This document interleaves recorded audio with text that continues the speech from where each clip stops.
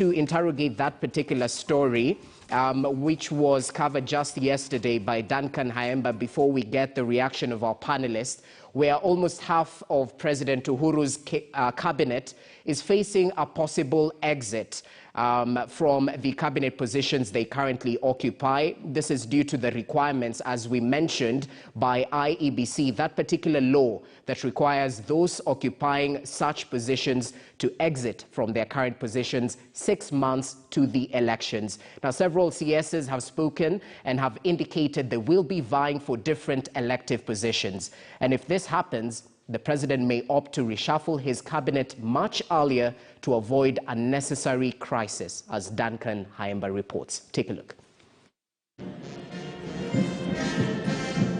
He might have resisted the urge, the temptation, and the push to overhaul his cabinet, but perhaps not anymore. As President Kenyatta plans his exit from office and unsure of their fate, more than half of his cabinet members have set their eyes on becoming next county governors. I want to assure you, we are determined to rid our country of this nonsense once and for all. Top on the list is Interior CS Dr. Fred Matiang'i, who has earned monikers such as Super CS, the President's Mr. Fix-It, or de facto Deputy President. He is whispered to be among those aiming for presidency. Tukiunga mkono mwenyekiti wetu wa kamati ya mawaziri anaitwa Fred Matiang'i. Kumaliza hiyo kazi ya rais. Treasury CS Ukuriatani has set his eyes on making a big comeback in Marsabit County as governor, having been the pioneer between 2013 to 2017. Also strategizing for a comeback is Agriculture Chief Peter Munya after losing his Meru seat to Kiraitu Murongi in 2017. Energy CS Charles Keter is said to have rolled out an elaborate network in his Kericho backyard to take over from Governor Professor Paul Chepkwony, who is exiting after serving 2 terms. And after failing in his first attempt, Petroleum and Mining CS John Munyes will be giving a second attempt to become Turkana County Governor. Water CS Cecily Kariuki is keen on capturing Nyandarua County Governorship, while Environment and Forestry CS Keriako Tobiko aims at the Narok County seat. If you don't respect the President of the Republic of Kenya, you do not deserve to be respected by anyone. Devolution CS Eugene Wamalwa is eyeing the Trans Nzoia governorship, having failed to contest any seat in the 2013 and 2017 general elections. 2 neighbors, both in cabinet and in the village, CSS Mutahi Kagwe of Health and Joe Musheru of ICT, are both salivating the Nyeri County seat, with Kagwe having served previously as the senator. After failing to capture senatorial seat in 2017, Labour CS Simon Chelugui has trained his guns on Baringo governorship. Only Tourism CS Najib Balala seems to be off tangent and is said to have cast his net on Mombasa senatorial seat. According to the IEBC general election timelines, resignation of public officers intending to stand for elective posts will be on Wednesday, February 9th, 2022, being 6 months before the general election. Duncan Haemba, KTN News. So it's all to do with possibilities. Half of Uhuru's cabinet could be out by February. Page 5 of the Standard has gone into the details of that particular report by Duncan Haemba. Allow me to introduce my panelists joining us in studio, and we're pleased to have you with us. Martins Owino, the Member of Parliament for Ndiwa constituency. It's great to have you with us. Good morning, sir. Good morning, Rogers. Thank you so much. I'm happy to be here. Well, we're also joined by Professor Emmanuel Mutisia, who's an economist and not a new name or face to the show. Good morning. Good morning, Jess. Well, it's great to have you with us. We'll get to interrogate some of the economic developments later on. We're also joined by Kevin Osido, who's a governance expert, not a new face. Always a pleasure to have you with us. Good morning. To you too, salam alaikum.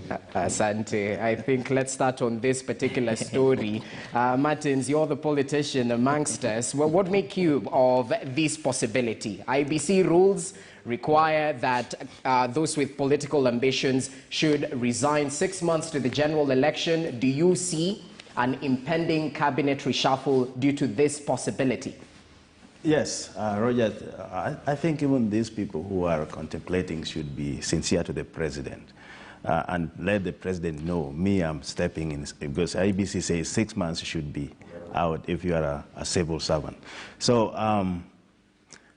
what really makes me jittery is that the 2010 Constitution, we changed from ministers to cabinet secretaries, and it was supposed to attract professionals, so to speak. And as you see that lineup, even professionals who are slotted the position are turning to be politicians. So that makes us think that what we were going through with BBI is the best. The minister's position is political because it's policy issues and all that. That said, if their intention is to move to another line, which is okay, because that is everybody's freedom to do that, they should inform the president, and they should make sure that their principal secretaries and the systems of those ministries are lined up so that when you exit, you don't exit with the services, and the service delivery continues. So that will happen. The president should act quickly to reshuffle. That I agree. So that those changes can be made in good time. Okay, well noted. Prof, what's your take on this? Because it's a critical time for the cabinet, rather, and the government as well, because President Uhuru Kenyatta's legacy projects need to be implemented to finality. So what say you about these prospects? Well, Jesse, I do agree with my colleague, Mheshimiwa, that of course this time is that time when everybody starts sort of working towards getting opportunities beyond the governance structure that we have at the moment. But two things that we must look at. One is that the current crop of ministers or cabinet secretaries know that they will most likely be jobless after August 2022. Now, if you know that you're going to be jobless, then the best thing is to look for a job. So for them, because development and politics are all connected, they have been given those positions as experts to spearhead development in this country. But because those positions come in with a lot of politics, and of course because of the policy-making part of it, I think they've grown into the political setup. And in Kenya, unfortunately, it seems that everybody who wants to be something must become a politician. So instead of going back to their professions, and of course, because these opportunities might not be there anymore because of COVID-19, the best or the easiest route for them is to rush down there and ask for votes and become governors. And of course, because of the clout that you get when you become a governor. Now, I would not blame them for that. And I would not even think of there being a vacuum at the end of their exit, if of course it happens in February of 2022. The issue is that in any system, in any ministry, there is a system that works, and that system is not anchored around one person. It is anchored around teams of people who should carry the agenda of that particular sector to a better level. So whether the ministers are there or not, we should ask ourselves whether the people who are working in these ministries have the capacity to drive the agenda of development within that particular sector. Certainly, of course, most of the ministers are just there to, of course, to drive policy and, to have these high-level discussions. But the work is done by the people at the bottom. The question that we need also to look at is whether there will be any gaps that will be created if these cabinet secretaries exit, but also whether the people who are going to be left behind can fill in those slots that are in there, that we have in there. But finally, on that, is that I don't think there is anybody who would be interested in being a cabinet secretary in February of 2022. I mean, why would you become for 6 months? When you know very well that a new government will be in power, and most likely, of course, because any government that comes into power comes in with their own executive or experts who are going to play the role of, implementing your manifesto or your agenda that you've promised or set for the people. So I think there will be a mix of confusion, and of course there might be some gaps in here and there, but it is important that these ministers who are going to step aside start telling us early in advance, and also start preparing the presidency that, we are going to be out of this. Please start preparing to sort of fill in these slots with other people once we get out of office by that date in February. Well noted. Osido, governance issues are your forte. Do you foresee rather this affecting service delivery, development, or, as Professor mentioned, the team behind the CSs will definitely handle the work?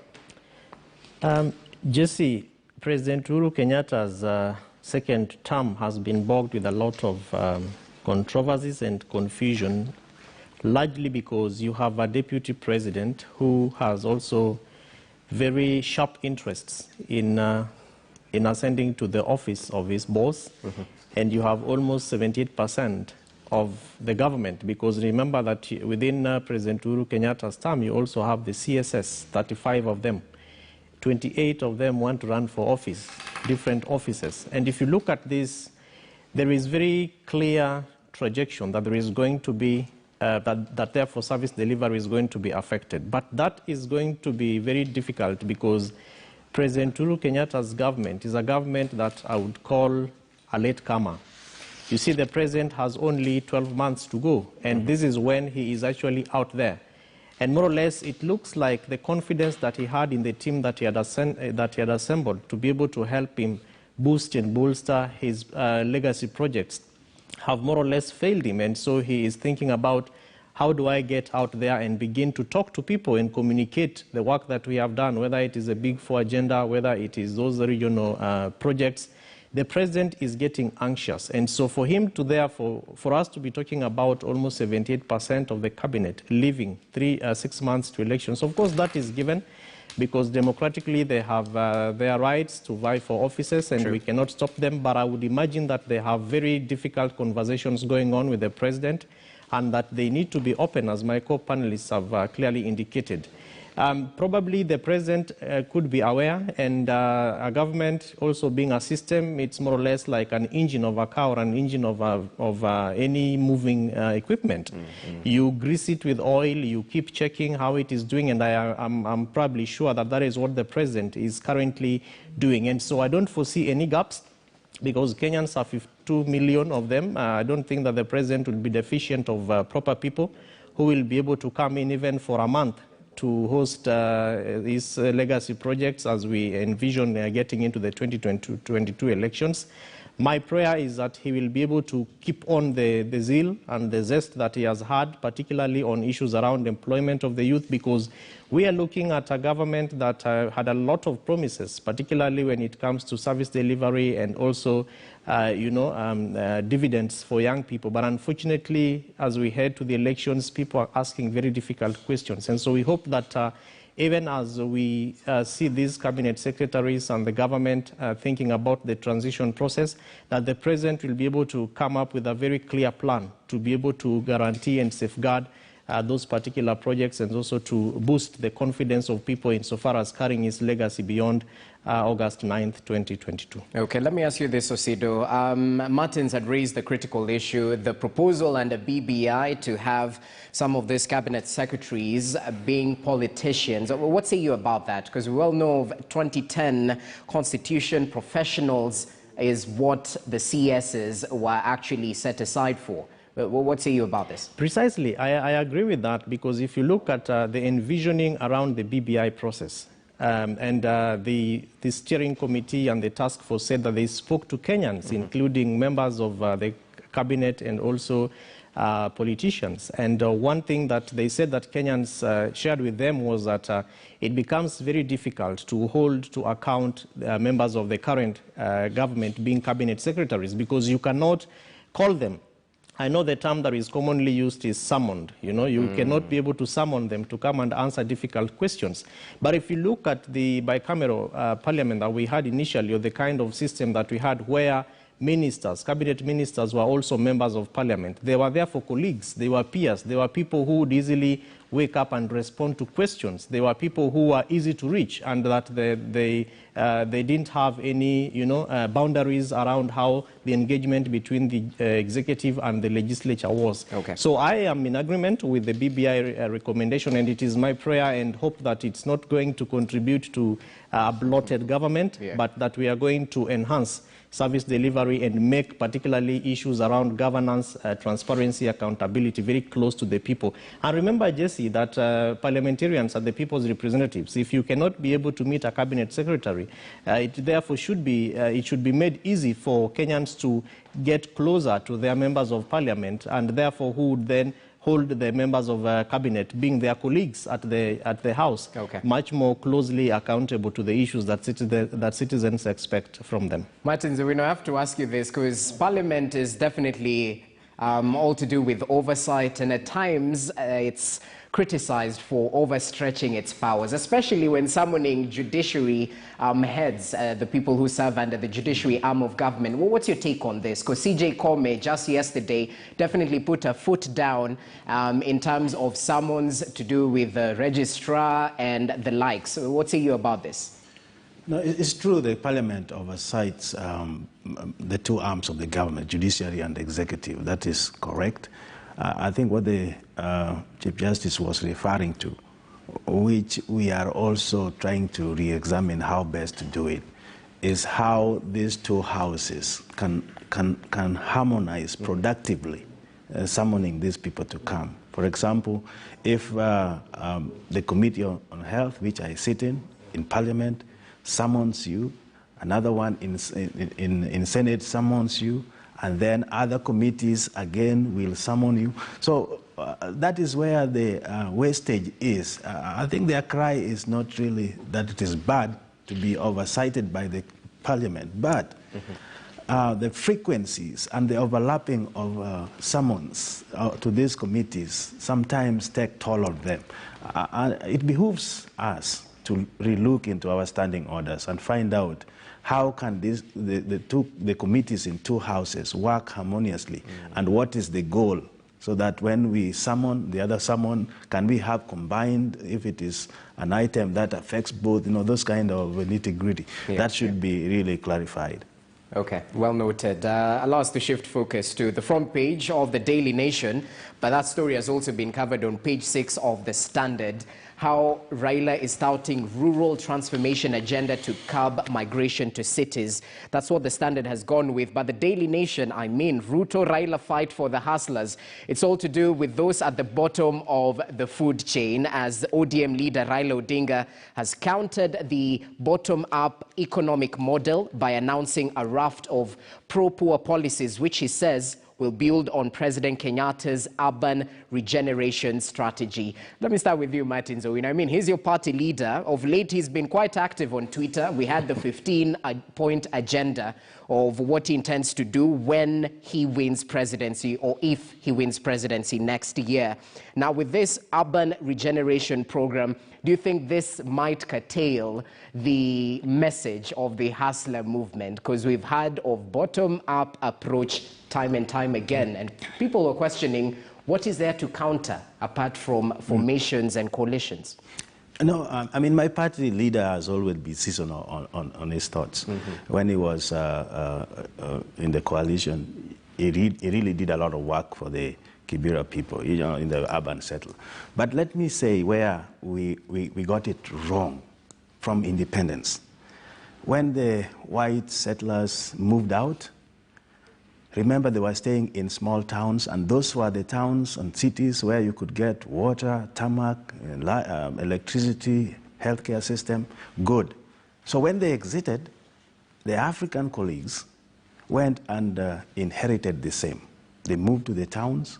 That is where they were creating jobs. That is where the life was really found. Now, that attracted people from the rural areas. Remember, 75% of Kenyan lives in the rural area.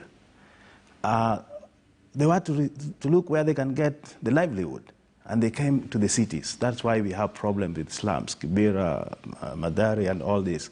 Now, what my party leader is saying You have to bring the enablers. The work of the government is to make an environment that people can do business and live a life which is healthy.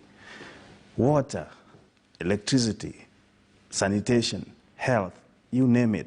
Those are missing in rural areas. You ask me in my constituency, a farmer cannot even take sugarcane to a factory because there are no roads.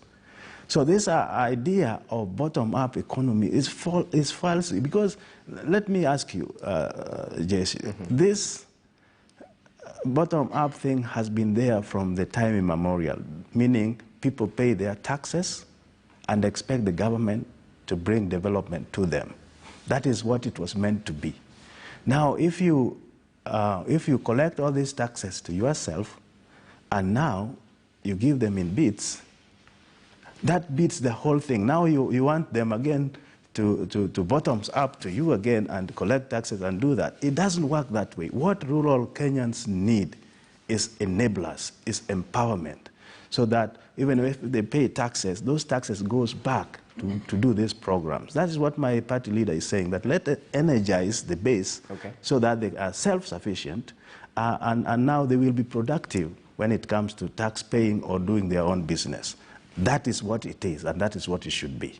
Okay. Prof, give your voice on this. On one side, the DP is pushing for setting aside, or is it 30 billion to help small and medium-sized enterprises in order to spur growth, and he mentions that's the surest way. On this other side, urban regeneration will need to go hand in hand with a very deliberate policy of rural transformation, and that will make rural life more livable and migration to cities unnecessary. That's what Raila said on the other side. So if you interrogate these two ideas, these two policies perhaps, well, what say you from an economic point of view?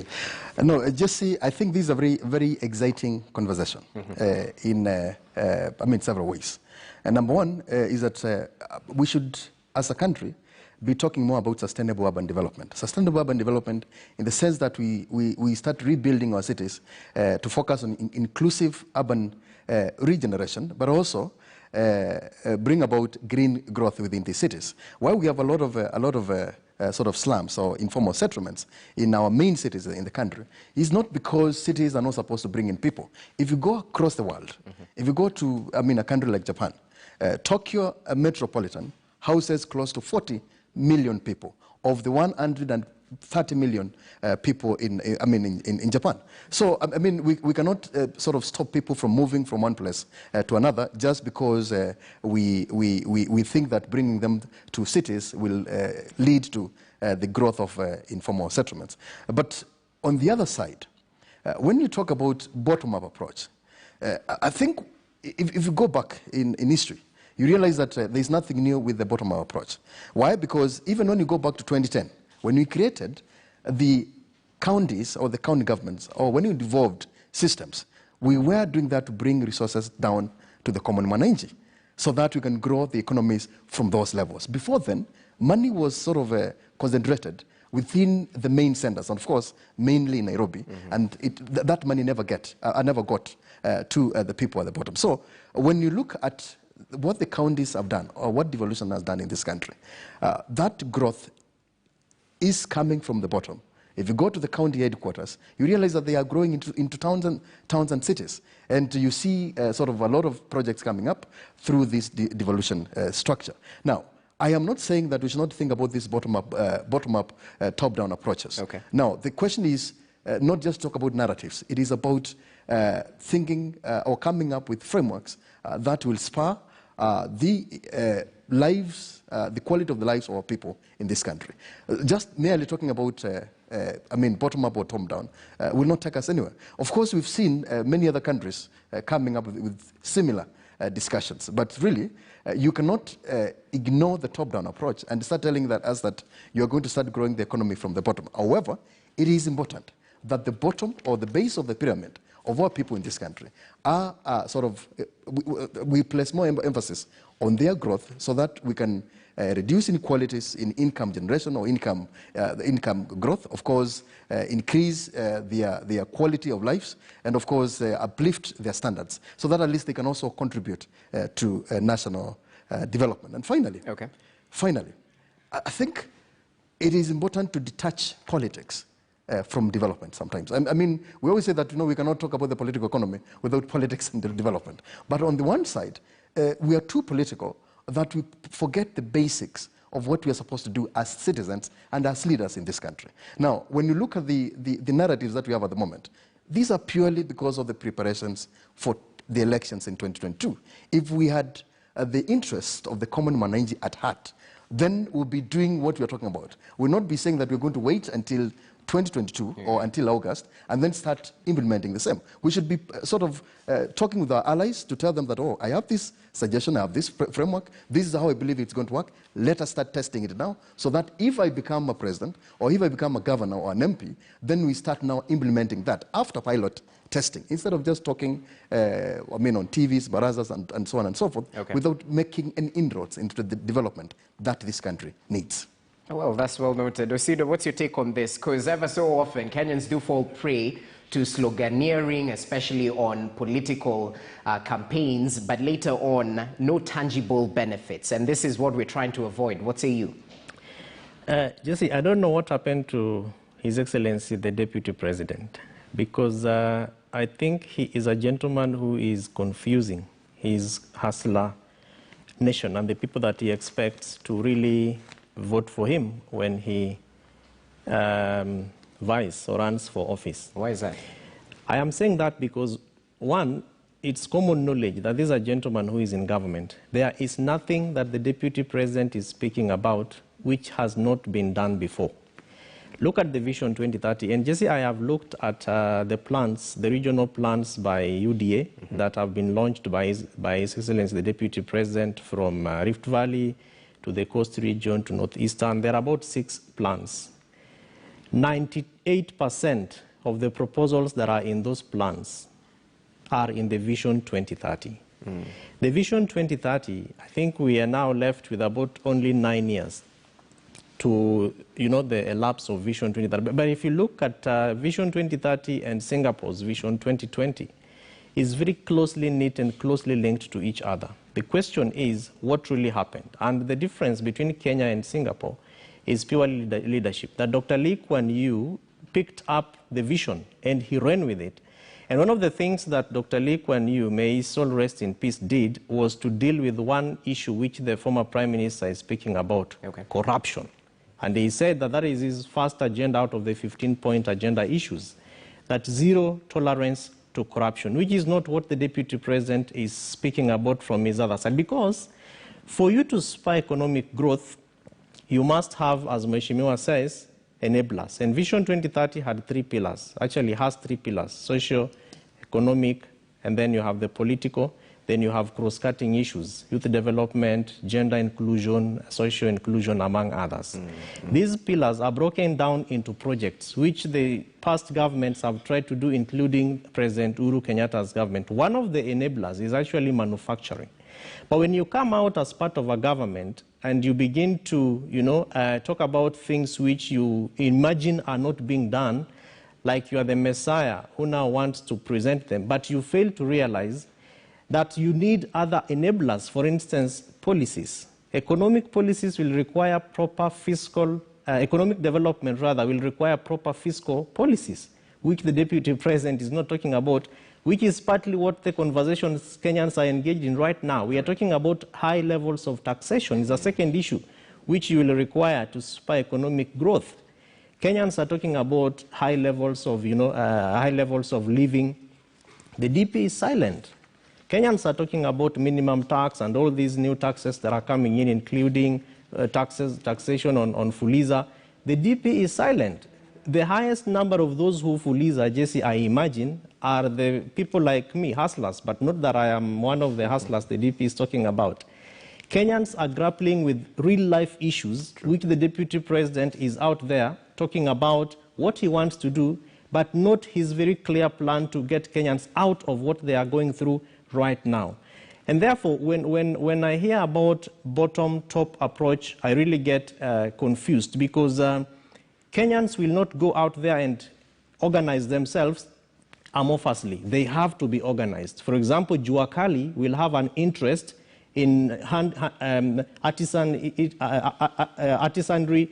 Boda members also have an interest in boda. So they have to be organized to identify a source of income, which is actually government's responsibilities to create proper environment to do business and to ensure that you have schemes to enhance capital. So when the DP talks about 30 billion, the president at Strathmore, more than I think 6 months ago or last year, launched a huge SME program, which was supposed to safeguard the interests of the common mamamboga, the boda, and all these people. Unfortunately, we don't see that clear linkage between the deputy president's narrative and the president's action, which in my way of looking at it, sadly, is that Kenya, we have a lot of political rhetoric and propaganda, like my co-panelists are saying.